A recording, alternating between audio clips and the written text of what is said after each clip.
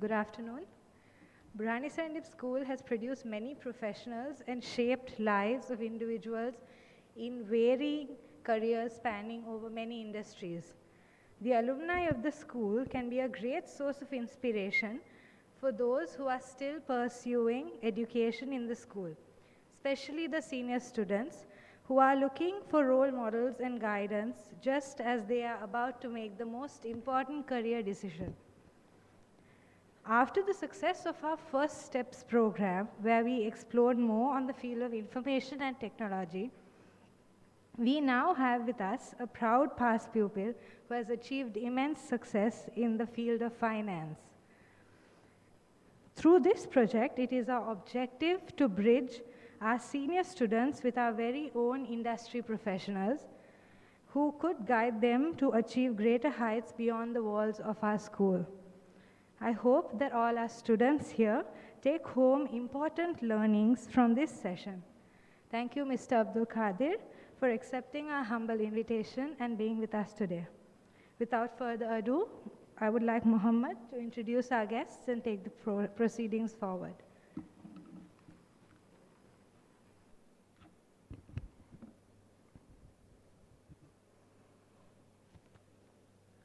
Our speaker for today's Steps Towards Excellence program is a past pupil of Burhani Serendib School who has successfully completed GCSE O-Levels examination in 2007. He was the prefect during his years in school and the treasurer of the Interact Club for the year 2007-2008. He was actively involved in sports such as cricket, tennis, athletics, and basketball, and had been the cricket captain for the year 2006-2007. He continued to pursue higher education, earning a bachelor's in science degree in accounting and finance from the University of London, where he successfully completed his studies, achieving a second-class honors. In his 10 years of work experience, he has worked in a diverse range of industries, starting off his career in government, later tourism, and then information technology engineering. Having started his professional career as a development merchandiser at Mars Inmeds Private Limited, he later progressed to be a business analyst to the CEO at Silueta Mars Private Limited, followed by the position of a finance executive at Walker Stores Limited and associate executive at shared service at Virtusa Private Limited. He is currently the Chief Financial Officer at Novatech Engineering Solutions Private Limited and the Director at Novatech Pallets Private Limited. Please join me in welcoming Mr. Abdul Qadir Mustafa to speak about his journey from being a student from these walls to the world of finance in education and service.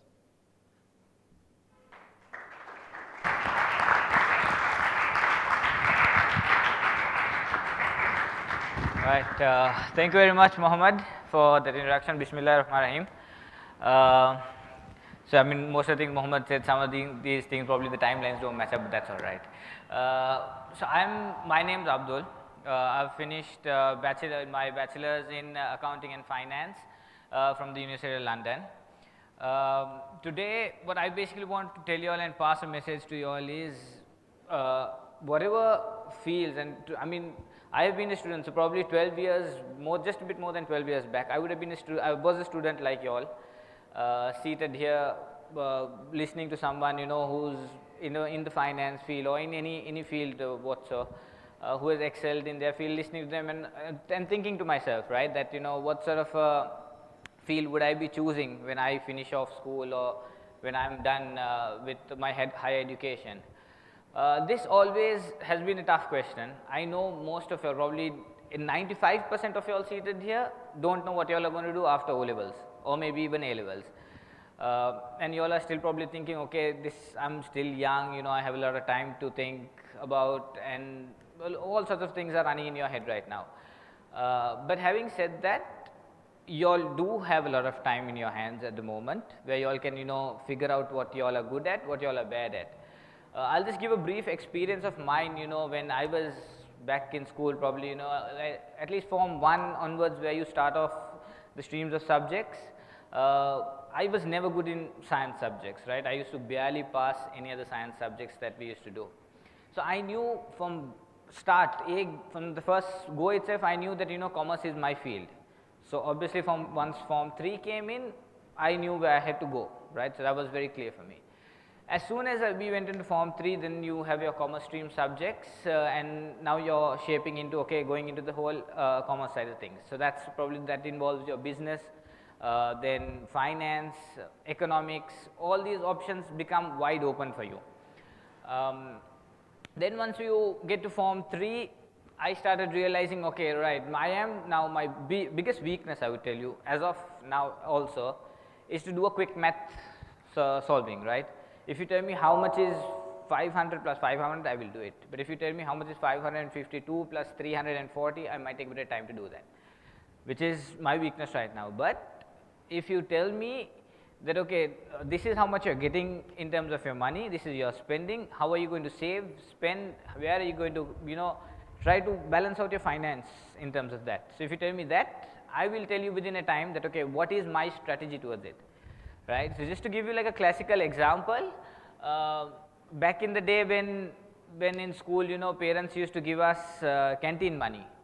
I mean, at that time it wasn't a significant amount, but we used to always try and see how we can balance out and have a extra always. So if we used to get 100 rupees, I used to make sure that I somehow try and save something from it, because at the end of the day that saving is what I will get, right? So I knew that I had a plan for it always. So let's say in a week, I would probably plan out my entire week. I say, okay, 5 days of the week I will get 100 rupees each, so that's 500 rupees in the entire week I'm going to get, right?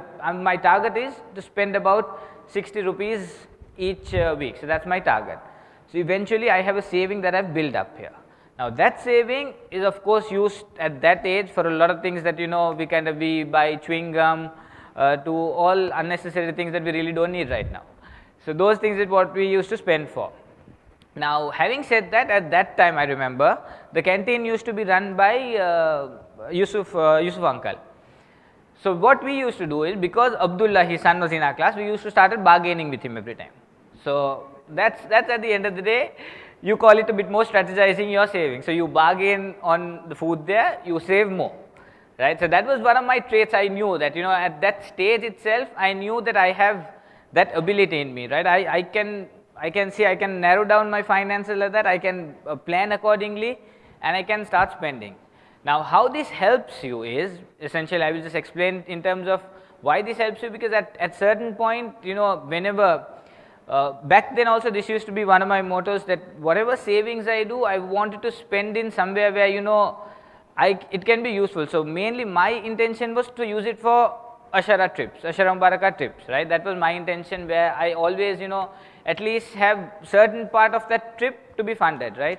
Just can I have a raise of hands, how many of you all attend Ashara with Mola? Just quick raise of hands. There is about, okay. Right, so now at this stage, maybe this may be your first step that you all can really implement and see that how do you all proceed, how if you all want to go try. Yeah, our aim, everyone's aim here should be Mola, do Ashara with Mola, Ashara Mubarakah with Mola. That should be our aim from this age itself. So how do you get there is you start saving, right? At this age, if you start saving and you have your finances itself from this age, and you are not relying on your parents, that's your first step to get there, right? I mean, everything happens with the barakat of Mola, whatever the barakat is there, with that niyat, automatically things start to happen. Let's say you start saving automatically more, there is no second question to it, right? So that's what happened to me also at that age. Then moving forward, one thing I still, in terms of school, when you talk about school and all that, all of you all here, I'm sure 100% all of you all think that waking up early in the morning to school is such a difficult task. I mean 7 o'clock, 6:30 we have to wake up for school, get ready, while others at home are sleeping, and you kind of feel that you're jealous at the end of the day, that they wake up at about 8:30, 9 o'clock and then go to work by 9:30. That motto already kicks in when you're in school, right?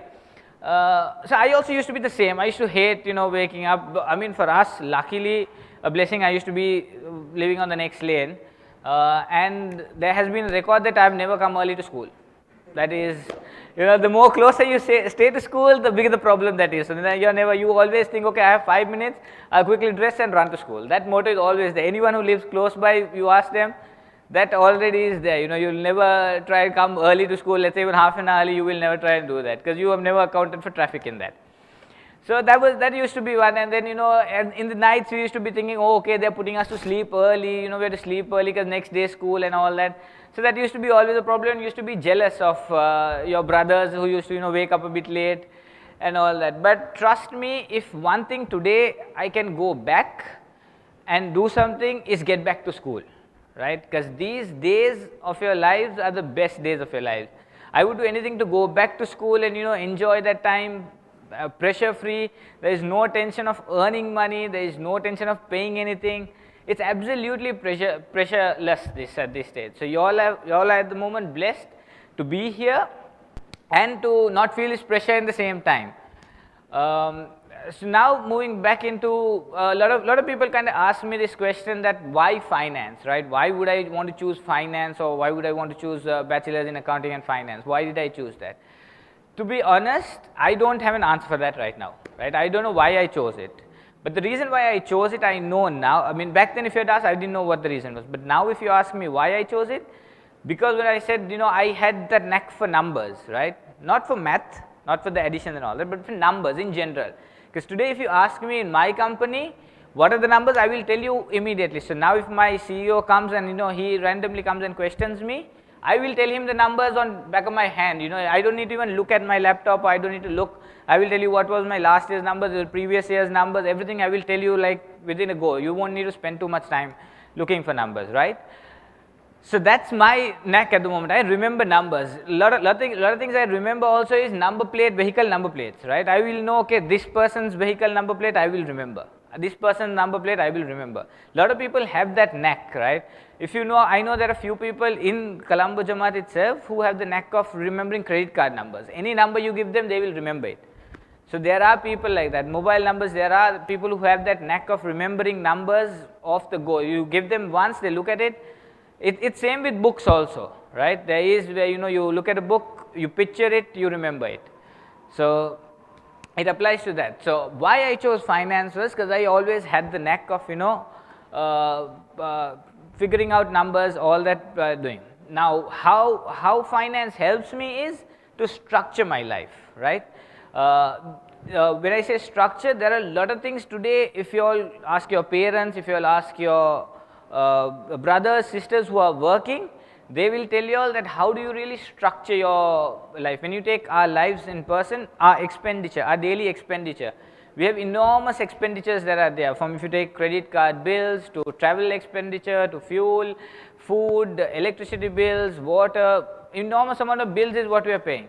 But more importantly, when we take our lives, especially Muminin, our goal should be how do we, whatever we earn, how do we give it back to Mola so that it automatically doubles. You don't need to even bother about it after that, right? A classical example, I will just brief you all up with my experience, right? So I started off working, so I started my degree, I'll just go back to my degree on later on, but I immediately, as soon as I started my degree, I started working. So when I started working, I just started as at a company called Informate, which is a part of John Keel's, and I used to just do things on the computer, that's all. A salary of about 5,000 to 10,000 is what I started with, right? Never really, I just used to go there, enjoy my time there, do a bit of work here and there, and then come back home. That was my initial part of things. So I worked there for about 6 to 8 months. Then I moved on to a bigger company called Virtusa, right, which is an IT company. There I started really seriously learning things, right? Now today if you talk to me about Excel, I will teach you Excel in and out, right? That's where I learned Excel, right? We used to live with Excel there, I used to dream things in Excel. So Excel is my core right now, right? If you take now, finance person is Excel at the end of the day. How you deal with Excel, numbers, all that. You tell me anything, I will do it for you, right? There is no other thing. So that's where I learned Excel, because I spent a lot of time there learning. My obviously package kept increasing. Then I moved on from there to John Keel's again, another leisure inbound company. What I did, so when I joined, the interesting part, when I joined John Keel's, the company finance director at that time calls me up, right? She says that, look, this company has a problem, someone's stealing money. So I was like, okay, fine, I mean, let me look at it and how things are going on. What she told me at that time is, if you are as a normal finance person, you won't work here. I mean, it's not the job for you. You have to think like a rogue, right? So I knew, obviously, back from what I said from school, it's bargaining power that gave me that, the thinking ability, that how do I save money? Where do people start stealing? Where do you people, try and kind of take out that money from, right? I knew all these things, where it's coming from. So what I started doing was, I started thinking like, how would people steal? If I was there, how would I try and, take that money from these people at the company? It's not a good thing, obviously, but then at the end of the day, I'm trying to save the company here. Right. So by my span, I was there for about 3 years. Within the first 6 months, 2 people left who I was overlooking. Within the next 2 months, another 3 people left. Right. Now what I did was, obviously, instead of rather than going and really talking to the people who are handling all this, I started more getting closer with the other people who work for them. Right. So I didn't really go and deal with the people, but I started getting closer to the people who worked for them. So what started happening there was, I started getting inside information, right? That's how you start kind of taking out people that you think that are going. So if you can't deal with the exact problem there, you start go after the people who kind of work for them and try and get information. At the end of the day, information is power. As soon as you have information or something, that's your power, and that's your negotiating power there. Right, that's the key this thing here. So I had information about people who started, and as soon as they knew that the information is getting leaked, they started leaving the company. So by probably my span of 3 years, about 10 people left off that whole area. I don't know whether it was because of me or genuinely they got some other opportunities. Then I moved on to MAS after that, and then MAS, obviously I was a business analyst to one of the CEOs, and then I moved on to marketing. Now the reason why I am telling you all is, throughout my career here up to MAS, I have ensured that I have had that scope of work towards all areas in finance, right? I have not just tried to do simple accounting every time. I have made sure that I have done auditing.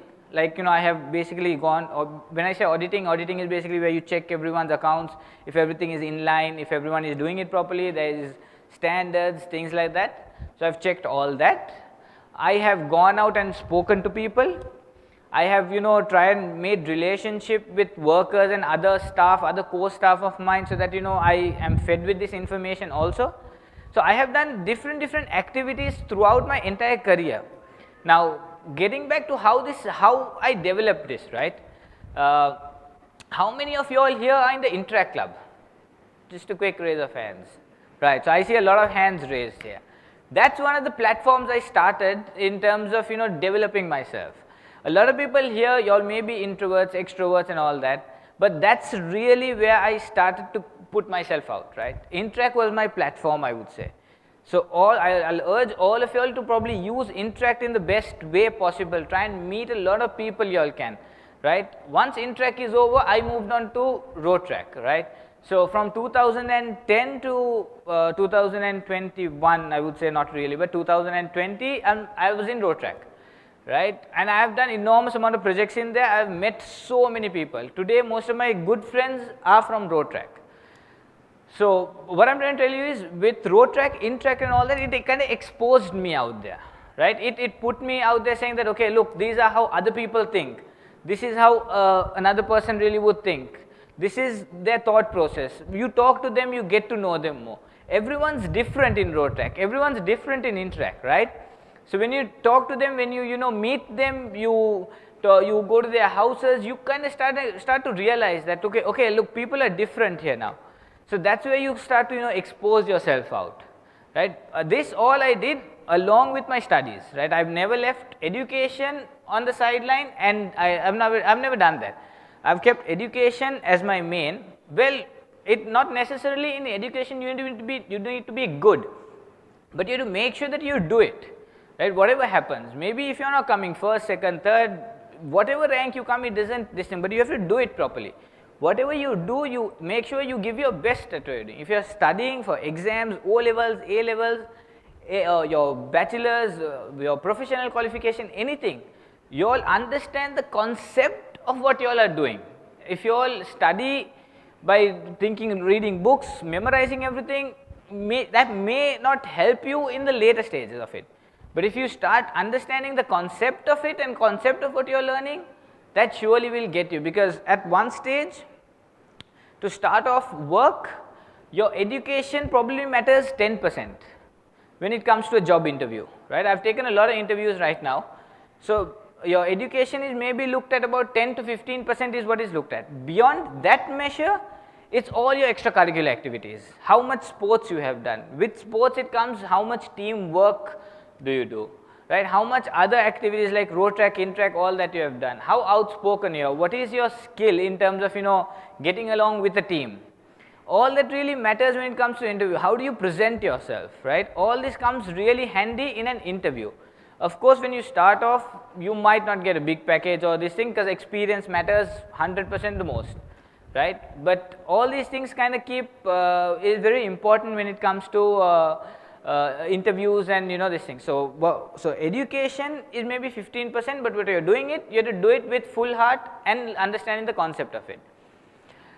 Right, I'll quickly, where was I before? If anyone was listening properly, I'll ask the boys here. Where did I stop before? Anyone? Okay.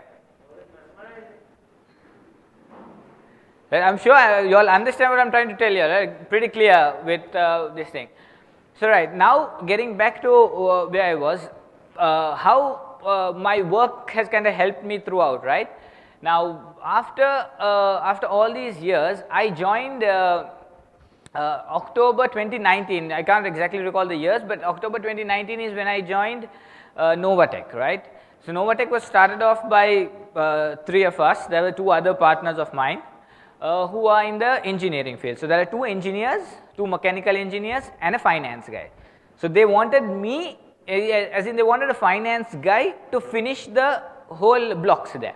So, they had the 2 blocks where the engineers were. It is a construction company. So, two areas where there is engineers and they have the connection with all the contractors and all the Basunne people and all that. So, the 3rd guy to finish off is they wanted a finance guy. So, that is the most important guy.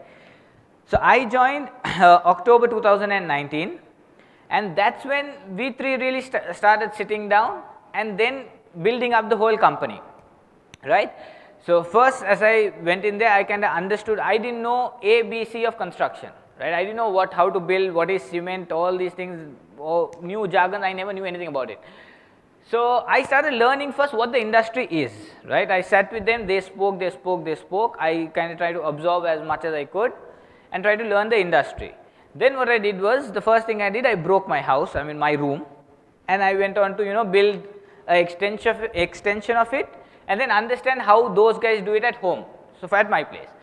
That is what I did first, and then now kind of I understand the industry. I am not saying I am 100% thorough with it, but I kind of know at least 60% of it, which kind of helps me with people. If someone is asking me for an extra payment somewhere, I will tell you, no, I will not give you this, first finish the work, you have not done it, sign it off, give it, all that. So, now I kind of have control over the company's money, right. Before, when I started, obviously the first year, others had control over the company money, because I wasn't too familiar with the whole industry. As soon as I got familiar with the industry, I have control over the company's money. So, no one can now come and tell me that, look, you haven't paid him and why is that. So, then I will give him an explanation as to why I haven't done it, right. So, we started off the company back in 2019, I came in as the 3rd block in there, and we our company was set. So, 3 partners in that company, we are now on the business run, right. Ironically, in 2019 itself, December, one of these guys come up with the idea saying that, okay, look, there is a business idea I have, let's collect some waste. I was like, okay, that's a bit of a disgusting idea, but let's look at it, let's see what the numbers are. So, he came to me first, obviously, because he wanted to crunch all the numbers down. He had a few numbers, I had to go and fetch for other numbers. So we said, okay, look, let's start off. Then I sat down, I took about a week, understood what he is trying to tell me. Find information. I told you, information is key for everything. As soon as you have information, you can make anything you want, right? I started crunching out the numbers, information, all there, ready, right? Now, back then 2019, then 2020 is when lockdown happened. Lockdown happened, a lot of problems came in, all that, whatever. But at that time when we sat down with this idea in 2019, the waste oil we started in 2020 January, we started collecting it, right? This waste we kept collecting, we collected almost for about a year. And then 2021 came in, we sent out our first shipment, March of 2021 we sent out our first shipment of it. Now why I am telling you all this is the entire year of struggle, but we obviously, because we started an export business at that time, we had that permission and the freedom to go out and collect this waste, because no company or no individual here would want to keep waste with them, irrespective if you are in a lockdown or if whatever you are doing. No one wants to keep waste. Now for example, in your houses you all don't want to keep garbage for more than 5 days. Just like that, none of the other people wanted to keep waste. Now luckily for us, we got our export license, all the relevant documents for it, everything to prove, and we had the license to go out during lockdowns, right? So we were collecting that waste, collected for an entire year, struggled, bit the bullet there, expenses were high, all that. Now 2021 coming, there is an export business that's established that is bringing the company dollars, right, where the country is currently facing a crisis of dollars. So now if you tell me that, okay, why did you all, really bite that bullet back then, and why did you want to just keep going, you could have shut down the business. I would have said, probably at that time I would have said, no, let's probably, see how things go in the future, because after lockdown, there's always after a storm, there is calmness that comes, right? So how you deal with that storm is what's important, right? So that's what we did. The storm came in, we just bit that bullet at that time and moved on forward. Today we have an established export business which is bringing in dollars, and today I am probably helping others also to bring down things for it. I mean, it's a benefit for me at the end of the day. So at the end of the day, what I am trying to tell you is that finance kind of helped me to structure my entire business out, to plan how I wanted it, and to bring in that numbers, right? Now when I started this export business, maybe one shipment gave me 10%, or I would say my first shipment gave me a loss, second shipment gave me a loss, my third shipment gave me 30%. Now currently I earn at least about 60 to 70% of profit per shipment, right? So I kind of predicted in terms of Excel is what I said. For finance guys, Excel everything you do, I did it on Excel only. I have no other platform to do it. I did everything on Excel, and I kind of figured out, okay, right, this is where the business is going to head to. By December 2021, I will make sure the company has this many dollars, and that's what exactly happened. End of December 2021, on 31st December, I knew exactly where the numbers are. And I made sure that, at least I didn't inform, but the people working with me informs the management and all that these are the numbers. I had prepared everything, but I gave them the credit, because it's eventually how teamwork kind of plays out, right? It's a very important role, because if you're, just like how sports, one's weakness, other's strength, you mix match and all that, that's what we also do. Now I gave that credit to my subordinates down there so that they get a bit of a boost. Now they get a bonus, I of course don't get a bonus, unfortunately. Right, that's the bad part of it. But at the end of the day, what I'm trying to tell you is finance kind of structures you and yourself, right? Now, not all individuals here would be good with their numbers. Some may be good with their engineering. So today I was just asking my other partner that why did you choose engineering? What made you choose mechanical engineering, right? So he told me that, I always had a visual for mechanical things, and even in school I used to like to break things and make it again. It was all mechanical, so he used to love that. He used to love doing that. So I mean that's his career path. He was never good with numbers. He never remembered any numbers or nothing, right? So that's why I am there for. That's what I do. So every time he messages me that, okay, what's this number? Then I have to reply back to him. Every time we keep doing. There's a paper that he keeps every week. on Monday mornings, we go and write that paper up, right? So we both sit down, we write the paper up. 2 weeks later, he cleans everything up. So he tears that paper and throws it.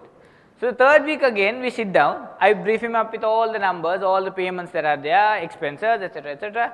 And then he now again starts doing his work from there. So that kind of person, how he is, he's a neat freak. He doesn't like to, whatever he writes, he sometimes throws it away. So all his important documents is maintained by me, right? Because he knows that I kind of, have everything in place and arranged. So he makes sure that he hands over all his important documents to me. So all company documents, land, all whatever that we have bought is it's with my custody right now. So why finance, people ask me, I would say it structured me in a way that I am now kind of, I know where my next month is, where my month after that is, right? Now the interesting part about that is, it kind of, for us especially, we need to understand that, okay, planning ahead is always important than having a last minute hiccup, right? For us, we have a lot of expenses that we have to go through, and we have to be ready for it before it even happens. One classic example is, everyone here, maybe it might not be relevant, but once you go to a later stage, wajibat, that is very important, right? That is a must that we have to. So we have to plan ahead for it, and you have to calculate it. That before even you all do, you have to make sure that you all are, what is supposed to be given is given, right? That is very important. Second thing is Ashara Mubarakah. How are you going to manage your expenses for Ashara Mubarakah? Wherever it is, whatever country, whatever the price of the ticket is, you have to make sure that you have planned for it and you are going to be attending it with Mullah, right? Even when it comes to Ashara Mubarakah, and then if you don't have that much funds, and if you have to take a loan, how are you going to pay it monthly? What is your current package? How are you going to break it up monthly? What is your plan to pay it? What are your expenses in the coming these things? Those should be planned by now, right? Now, by now you should have at least had that idea that, okay, when is Ashara Mubarakah? When do I have to incur this expense? That is the most important thing, firstly. So if you are an employee or working anywhere, by this day you should have informed your office saying that, look, this period to this period I am going on leave, no matter what happens. You call me, you don't call me, I'm on leave on this day. I won't be able to answer your calls from this time to this time, but after this time I may be able to talk and do a bit of work for you, but I am on leave on these days, I won't be able to come, right? Because I'll just share an experience later on with you why Ashara is so important. It kind of gives you the opportunity that you maybe need, a better opportunity that is awaiting you, right? So you should have planned your Ashara Mubarakah leaves by then, if you're working anywhere, your expenses for it. If you have a family, how are you going to support your family to get there? So all this planning kind of is very important. Then there is Mola's Milad, if you can go. Then there is Urus Mubarak of Mola, Sayyidina Muhammad Burhani Akka. All these Mikats, if you can attend, it's well and truly good. But the two initial ones I said, those are very important, right? That will change your entire life, right? I mean, I'm telling you with experience, every time I've gone for those events, attended, it has changed my life completely, right? Now, I'll just share an experience why Ashara Mubarakah is so important, right? So when I was working at Virtusa, I can't remember the exact years where. So I had applied my leave probably way back, just like I said in the start of the year, I had told my boss that, look, I need to go for Ashara. It was somewhere around in November. So I said, I have to go for it, and please grant me leave for these days. More closer this thing, then the boss who I had informed left, right? He resigned the company, and then there was a new Indian boss. As soon as he came, the first thing I said, I informed him for Ashara Mubarakah, that these are the days in November, I need to leave. Now he said, okay, fine, I will have a look at it and then get back to you. More closer to dates, he said, let me review and all that. So now it was close Ashara Mubarakah. I can't exactly recall where Ashara was, probably, I think it was in India, Bombay. Bombay was that Ashara Mubarakah, 2013 maybe, 2013, 2014, that year if I'm right. So then more closer to date, he comes and says, look, I can't grant your leave. We have a lot of work. There are some important deadlines coming up and we have to meet them. so I can't grant your leave. Now, I had obviously planned to go for Ashara with Mola, wherever Mola was. I had planned already, everything was done, and now this guy doesn't approve my leave, right? So I was like, look, I mean, at the end of the day, what is more important for us? Is an outside person who's giving you that employment more important, or is Mola's Ashara Mubarakah or Imam Hussein's zikr important for you that brings you actually this? So that's the choice I had to make at the end of the day, right? So what I did was, next day morning I typed in my resignation letter, I went and handed over to him, right? I had no fear even, let's say whatever happens, I said, look boss, I am going for this. If you want, you do anything, you take any action that you want against me, you take, but I am going. I am not going to stop for this, right? Then I obviously went, and that Ashara Mubarakah was, if I remember, there was 2 dais that Ashara Mubarakah was there. So that is a lifetime opportunity, you know, witnessing that. I mean, I wouldn't choose anything over that to anything else, right? So that is one of the takes I took. Now, okay, the Ashara Mubarakah finished, then I came back. I came back from Ashara Mubarakah, and now I'm on my period to end this thing. So I had about a week left, and that boss calls me and says that, look, I mean, you don't really have to leave. We will up your salary also if you want, and you can stay more, right? But then obviously the planning that I had in my head was, I had already planned January another trip somewhere. Round trip in Colombo, some mountain climbing and all that. So I was like, look boss, I mean, I don't want, at that time I was kind of young, so I didn't want to, you know, really go back there and have that whole fiasco again. So I said that, look boss, I'm done with it, thank you for the opportunity. But so then I had a good January. I was, you know, traveling all around Sri Lanka, all around places. I kind of started exploring everything here. Then February I went abroad, and I got a call from John Keels. One of my friends was there. I just told her that, look, I mean, I'm looking for a job, and is there any vacancies? And then she called me up saying like, look, there's a job like this, are you interested? I was like, yeah, I'm up for it, I mean, let's do it, but there's no harm, I'm anyway jobless right now, so let's do it. And then I started, I worked at John Keels for about 3 years, and then I moved to MAS, right? Now, MAS, what happened was, John Keels, obviously there was no problem of Ashara, they were all good, but just then, you know, I had to leave there because obviously their package, they're not good paymasters, but they're good with people. So why I chose John Keels was to know people a lot, right? Now today, why John Keels helped me, Colombo Ashara, I was in accommodation. How accommodation helped me? Because I knew people from John Keels who were working at Cinnamon Grand, Cinnamon Lakeside, all the city hotels, all that I knew, right? I had those contacts. So I utilized those contacts for Ashara Mubarakah. I was in accommodation to get that better package, to, you know, deal with all the other hotels everywhere around. I knew those people. So that kind of helped me, you know, still bring in that value. So eventually my goal at the end was, whatever I do is bringing back whatever Mola's khidmat I can do because of that, right? That's my goal or motto, whatever you call it. Then moving back, then I went to MAS, right? So MAS, I had gone, obviously MAS was very good for me when I was the business analyst to the CEO. Ashara Mubarakah was fine. Dar es Salaam Ashara Mubarakah. And Dar es Salaam Ashara Mubarakah only, there's zikr, Mola's zikr where Ahsin Ilaman Asailek. That zikr was, Mola was emphasizing a lot on that, right? Now, when I had gone to, after Ashara and all, I had gone for a leisure trip to Zanzibar. I was, you know, snorkeling and all that. And then when I come back, I have kind of a lot of missed calls on my phone. Now, what had happened was, one of the directors in that company had sent me a mail copying the entire board of directors and the top people at MAS, saying that, you know, what I am doing right now is not good enough, my work is not good enough, etc., all that he has said, right? Now, everyone else in the company who are in my team, they are very annoyed now. They're like, you know, how can he send a mail like that? What proof does he have? On what basis is he sending this email and all that? But because of Ashara Mubarakah, and, you know, Mola had guided us in that direction that year for, you know, Ahsin Ilaman Asailek. So I knew automatically in my head, I never got angry. That was, because I mean, it was so natural for me. I was like, okay, calm down everyone. I was calming the others down, right? I was like, calm down, there's nothing major in it, let me just come and have a chat with him, right? As soon as I landed, first thing I went to office and I just sat down in front of his office and I started having a chat with him.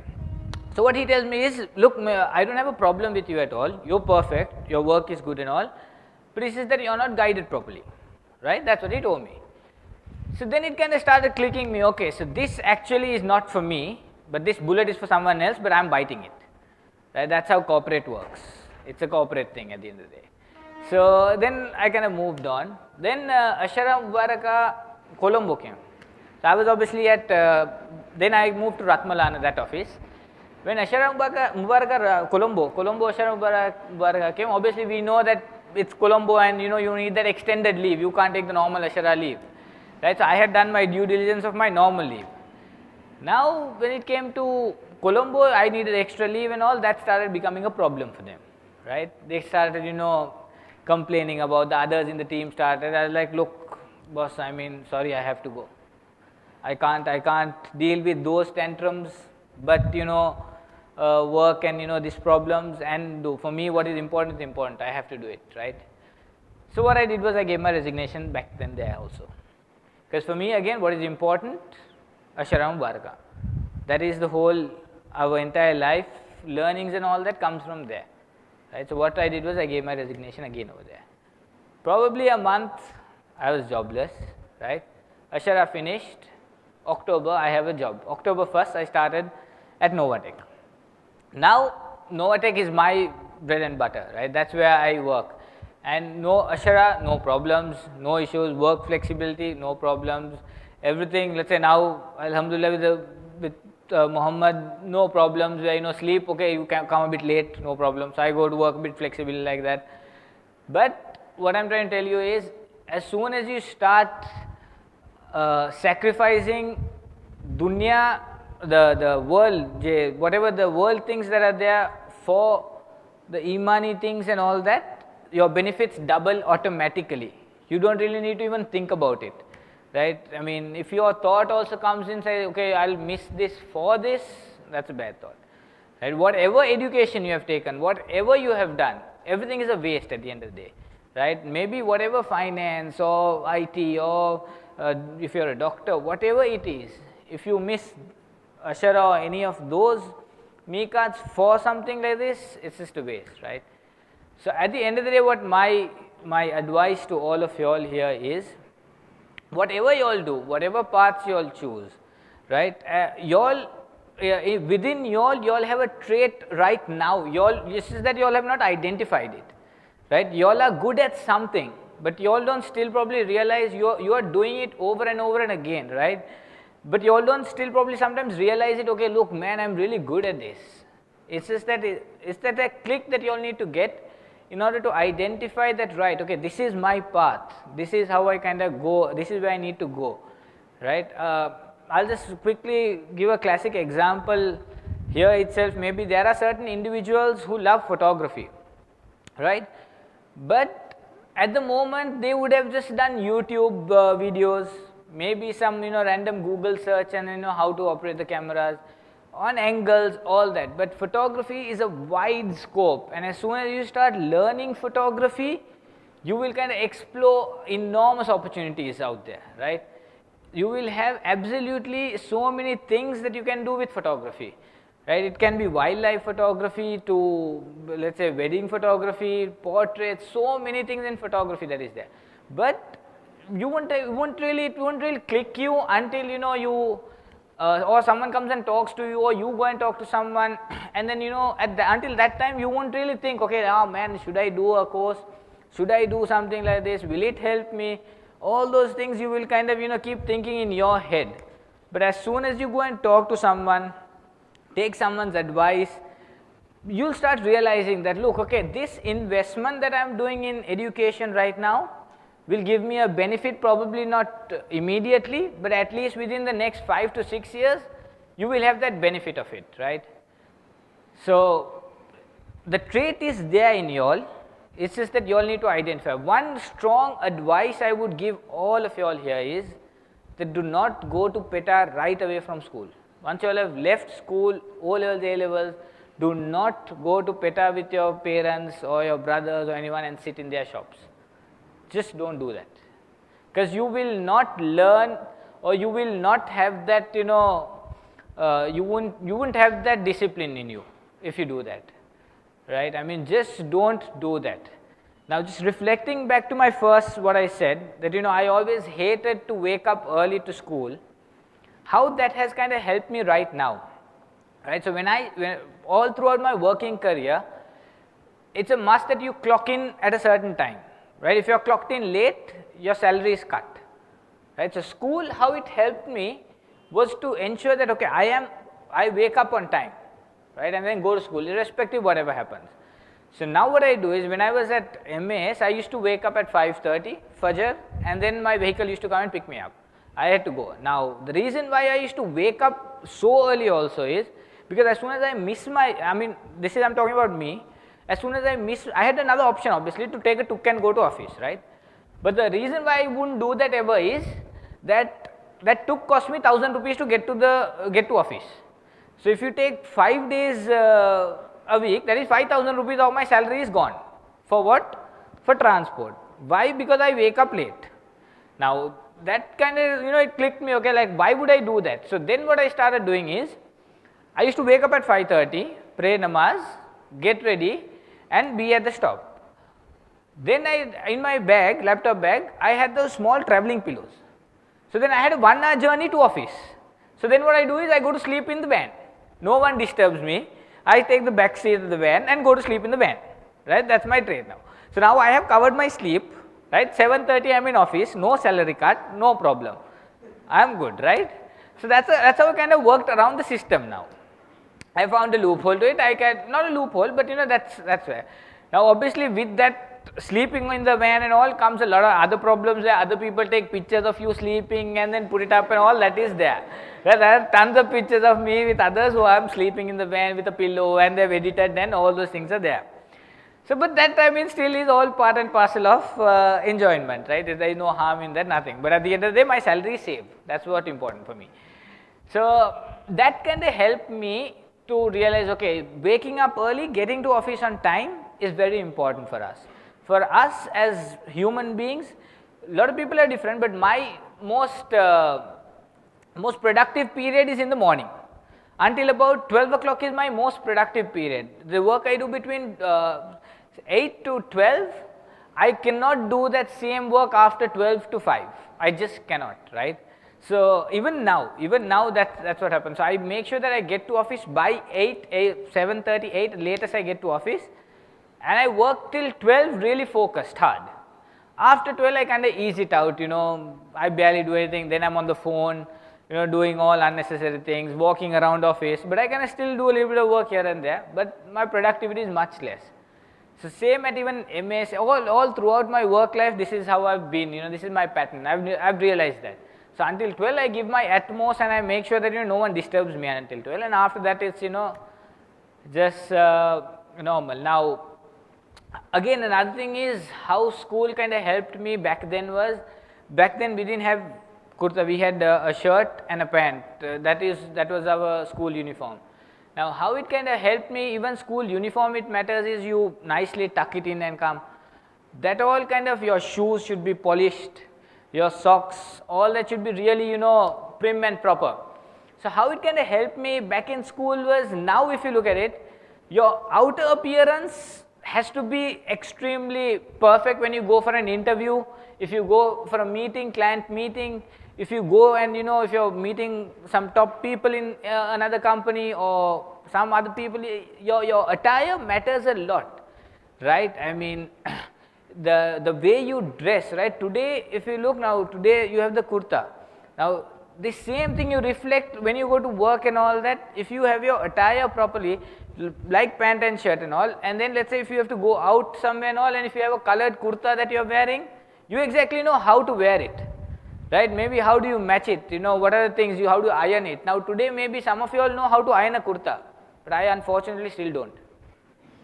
That's the bad part about it, because I never wore it. If you take a shirt, I know to iron it, right? Because I used to iron some days my school shirt, but I wouldn't know to iron a kurta. So that is the bad part of it right now. But how school kind of develops us to become the better person. I mean, obviously at this stage for all of you all, it is obviously tough. I understand it because I used to be you all. Even staying after school hours is kind of tough. I used to hate it. I just used to want to go home and either do something.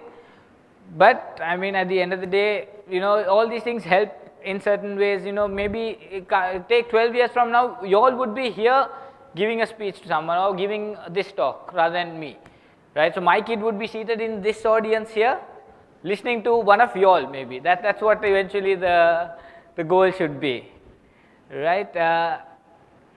And my just last key point to your career or to your life in general is, whatever career you choose, wherever you go, whichever things kind of moves you away from our teachings, our preachings, leave that. Just don't go there, right?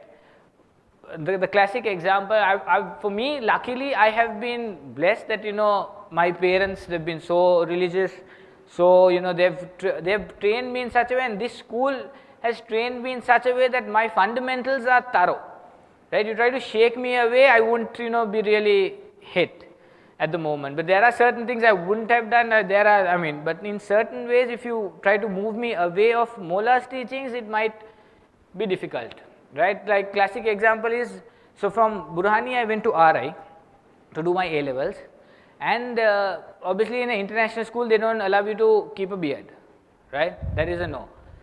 So what I did was, the disciplinary there, the principal was kind of too strict, she was not allowing. So I got hold of the disciplinary, right? Her son was in my class, I got very close to him and all that, and then I got through the disciplinary. I explained her the problem and all that. I told her that, look, I mean, this is the issue and all, and I can't, really go and shave the beard and things like that. That's not allowed in me. Then she spoke to the principal, lighten up, done. My approval is there, no shaving beard, right? So it's how you work around the system every time to get to that point.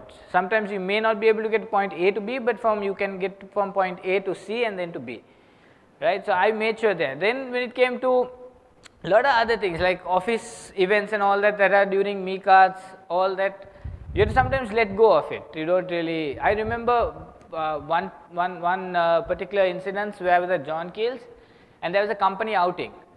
That company outing was during Mola's Jaffna Safar. So what I did was, I went to Mola's Jaffna Safar. I took the flight in the morning. I went for that. There was Waz Mubarak, then there was Kadam Bose in the evening, and then that night there was a train. So I took that, so in the morning I went to Jaffna, at 6 o'clock I took the flight, got there in the morning, Waz, Kadam Bose, then 9 o'clock train, reached here at 6 o'clock in Colombo, and that same evening I left from Colombo to Bentota. So in that whole span I've covered from north to south, but I've covered everything. I've covered the most important thing, I finished that, and then I went here, right? So then, I've essentially covered all my aspects, and I've not, really sacrificed much there. So what I'm trying to tell you all is that whatever you all do, whatever path you all choose, first Raza has to be there. As soon as you all have the Raza of Mola Tawallam Sharif, you all are smoothly sailing. There's no problem. You all will never face a issue anywhere. Second thing what I'm trying to tell you is, wherever you all find a situation where people are trying to move you away or not let you go for Mola's things, those are things where you should let go of. Because 100%, I will guarantee you, ask anyone who has gone through, there is 100% a better opportunity that is waiting for you if you choose Mola's this thing. 100%, there is no doubt. I have no doubt in that, right? So today if you tell me to do whatever, I will just do it if I have that opportunity. Unfortunately for me, this Ashara, I wasn't able to go to Nairobi, but I went to Mombasa.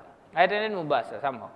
Because of that timings and all that, it was difficult. I didn't have a place to stay now, but then I attended Mombasa somehow. So this kind of gives you that benefit, and these things double up once you choose the right thing. Yeah, I mean, that's my experience and my reasons for choosing finance. In terms of an overall perspective, why I chose finance. And in finance, also I'll just probably quickly touch this through for your benefit, that when you take finance, there are two aspects of it. One is your academic qualification, the other one is your professional qualification, right? Academic qualification is where you do a bachelor's, and professional qualification is where you do ACCA, CIMA, all those things, right? Now, when you take the two, a lot of people ask me, why did I choose bachelor's, right? So, I mean, I've now explained to you who I am and where I try to save. So, I did a whole pros and cons of that. I'm not saying either one is, both of them are really good, right? Whichever one you choose to do at the end of the day. But I chose bachelor's, the reason why is because it's a one-time investment, right? Maybe I have to spend about 2, 3, 4 million in that, but that's a one-time investment. When you take ACCA or any professional qualification, you have to keep paying monthly subscriptions to renew your this thing. So, if you have that, then only you can use saying that, okay, you are an ACCA qualified. So, in my mind, I was thinking that, okay, look, I mean, right, education at one point I can keep moving forward. I have a one-time investment here that I have done. I can use it permanently. I just chose this, right? I'd love to do this right now, but it's that I don't have the time to do it right now, right? I have the money to it, but I don't have the time to do this. So, that's why I chose the academic part of the qualifications, where it's a one-time investment, and now I want to study more. I want to do my MBA. I want to do a bit more, right? But now it's just at the time. Time is where it's with work, a lot of other things around you. That's where the problem is. The time is the problem. But I still probably study on and off. I try and do courses online, obviously. And I have to keep up to date with all the standards that keep changing. So, there are local standards, it's called IFRS. Whoever's doing accounting and all, you all will obviously know the standards and all that. So, all that you need to kind of be up to date with in terms of giving your accounts. And I obviously do even Jamia course, I take that Barakat, which kind of helps me understand, okay, how to show the Imani side of things when it comes to perspective of it. And that's my reasoning for why I chose bachelor's over a professional qualification, if you look at it. And now I know some of my friends currently, now yesterday there was a whole lot of graduations who have done MBA. There is 2, 3 people who have finished their CFA. There are a lot of friends of mine who have done quite a bit of higher education beyond their bachelor's in finance itself. And finance kind of helps you all, with enormous opportunities. Just to end this, maybe my side of things, if you all have any questions, you all can ask me. Any business or anything that you all want to do in life, finance is most important. If you all don't have money in your pocket, there's nothing worth it at the end of the day. So, how do you manage your money is, knowing about finances, how to manage your finances, how to, kind of, deal with people, and how do you do all that. Without all that, then there is no, so your core of anything that you all do is finance at the end of the day, right? If you want to start a business, if you want to start a family, if you want to take up anything or you want to do anything, finance is where, I mean, today, I'll just quickly, in terms of Interact, right, a lot of people raise their hands in Interact. Any project they all do, what is the first thing you all discuss about? If anyone can, any Interact presidents, your past presidents? Yeah. What is the first thing you all discuss when it comes to a project, apart from permissions and all that? What is the first thing? Sorry? The budget, right? So, there you go. Your budget is the most important thing out there. Because without your budget, how are you going to get sponsors? How are you going to get your money from? If you don't have any of these, what's the point of doing that project, right? So, I mean, numbers is what is really important at the end of the day for everyone. Yeah, any questions? Anyone has any doubts to clear out? Anything?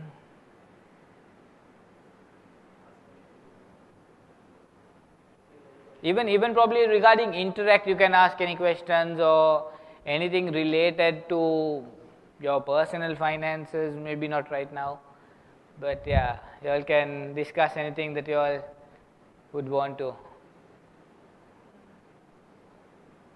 No? Right, I'll just share a kind of very interesting story to end my this thing now. Road track experience, right? We have one charity event which we do. It's called Run for Their Lives. Everyone would have heard over here. That makes us a lot of money, but we, due to the reason of that event, we keep that money separate. So now our club, how do we run the club? When it comes to road track, we just take club dues from everyone, right? And our projects kind of don't make that much big money.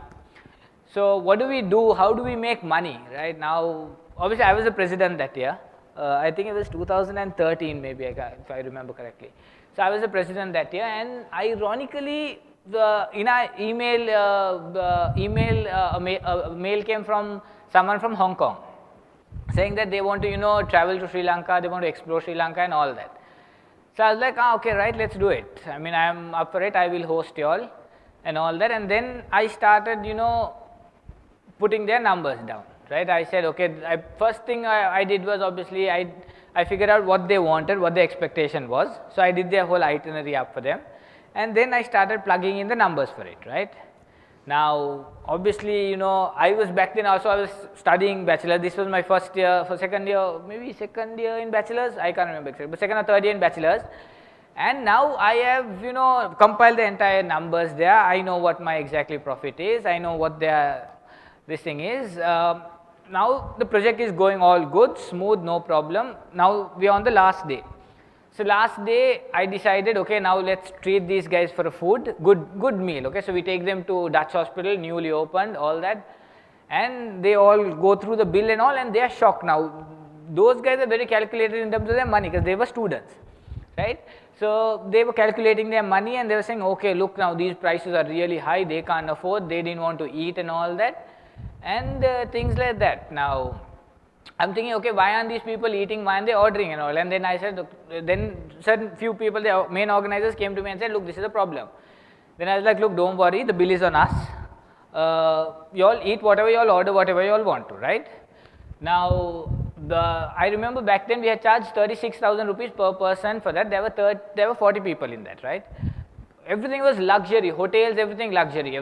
There's no problem. Now we gave them this meal. This meal cost us about 60,000 rupees back then. Everyone in full tears after the meal, and they are like, now they're praising us like gods, right? That's what they call us, because now we've treated them so much. Now, me and my treasurer, right? Both of us only knew this. Out of that project, we made a good 4 lakh rupees just out of them. So obviously for me, it makes sense to treat them so well, give them gifts, give them good food, give them that benefit a little bit, and keep about a good chunk of 4 lakhs with us also. So that's how I had done but if you look at it individually, 36,000 rupees isn't much. What I did was, on the other side, is I kept bargaining with every single person who I took. I said, look, I'm bringing you all 40 people, you give me a better hotel rate. I'm bringing 40 people, I'm taking the bus for 40 people, give me a better rate, I'm giving you so many days of tours, right? All entrances everywhere, obviously there I couldn't bargain, but everything I tried to do was free of charge entertainment for them. How? Because I was at John Keel's at that time, I took that benefit. Right, I knew all chauffeurs that were the chauffeurs are like the people who guide tourists and all that and go. I used that advantage, right? I used some of the places that were owned like more familiar close contact hotels. I used all of those, so they offer me better rates, and that's how I kind of made up that number at the end of the day. So, and then after that point, so this event happened in January, and after that point, not a single club member had to pay for anything. Right, so everyone used to come for every single event. They used to have food, drinks, name it, everyone used to come for it. And I'm like, now since obviously everything is free, people come for it. So that's how you kind of bring that crowd also. So that's how finance is so important for anything that you all do. But yeah, finally, whatever we have done, whatever we do or whatever we do in the future also, all this is because of Mola's Raza and Dua Mubarak is what we are here and where we are right now. Khuda Ta'ala Mufaddala Kani Umar Sharif ne taroz qiyamat daraz and daraz kare. Any questions, anyone? Anything? No? Thank you very much.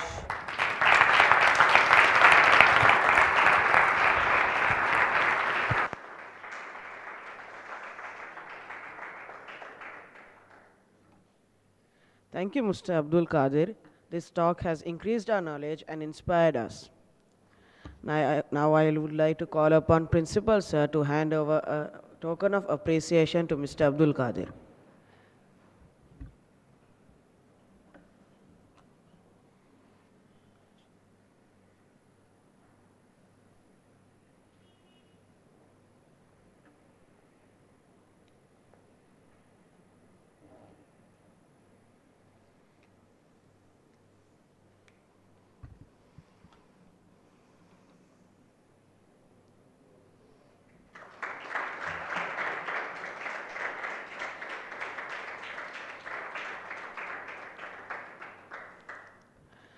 I would like to thank our speaker, Mr. Abdul Qadir, for this extremely informative session.